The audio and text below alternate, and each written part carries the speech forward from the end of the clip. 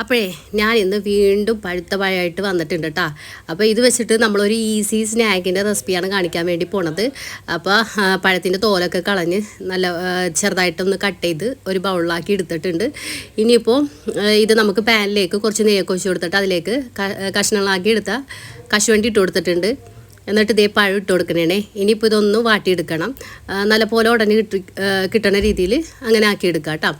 അപ്പോൾ പ്രത്യേകിച്ച് പാടൊന്നുമില്ല, പെട്ടെന്ന് തന്നെ ഉടനെ കിട്ടിക്കോളും പഴുത്ത പഴമായതുകൊണ്ട്. എന്നിട്ട് അതിലേക്ക് ഏലക്ക ചേർത്ത് കൊടുക്കുന്നുണ്ട്. ആ മധുരത്തിനനുസരിച്ചിട്ട് പഞ്ചസാര ഇട്ട് കൊടുത്തിട്ടുണ്ട് കേട്ടോ.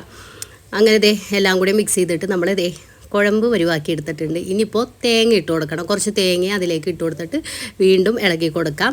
അപ്പോൾ എല്ലാം കൂടി യോജിപ്പിച്ച ശേഷം നമുക്കിനി ഇതിപ്പോൾ ഫ്ലെയിം ഓഫ് ചെയ്ത് കൊടുക്കാം. ഫ്ലെയിം ഓഫ് ചെയ്ത് കൊടുത്ത ശേഷം നമുക്കിനി ഇതിലേക്ക് ഒരു 2 ടേബിൾ സ്പൂൺ ഗോതമ്പ് പൊടി, ഒരു 1/4 ടേബിൾ സ്പൂൺ ഉപ്പും കൂടി ചേർത്ത് കൊടുത്തിട്ട് വീണ്ടും എല്ലാം കൂടി മിക്സ് ചെയ്തെടുക്കാം കേട്ടോ. എന്നിട്ട് മാവ് പോലെ ഇങ്ങനെ മിക്സ് ചെയ്തെടുക്കുക.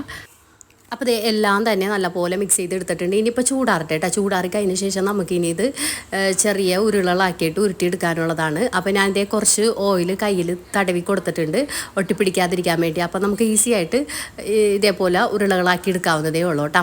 അപ്പോൾ ഇതേ എല്ലാം തന്നെ ഉരുളകളാക്കിയിട്ട് ഞാൻ എടുക്കണേ. അപ്പോൾ ഇത്രയേ ഉള്ളൂ. ഇനി നമുക്ക് ഫ്രൈ ചെയ്തെടുക്കണം. അപ്പോൾ കുറച്ച് ഓയിൽ ചട്ടിയിൽ ഒഴിച്ച് കൊടുത്തിട്ടുണ്ട്. ചൂടായി വന്നപ്പോഴത്തേക്കും ഞാൻ ഓരോന്നായിട്ട് ഇട്ട് കൊടുത്തിട്ട് ഫ്രൈ ചെയ്തെടുക്കണേ കേട്ടോ.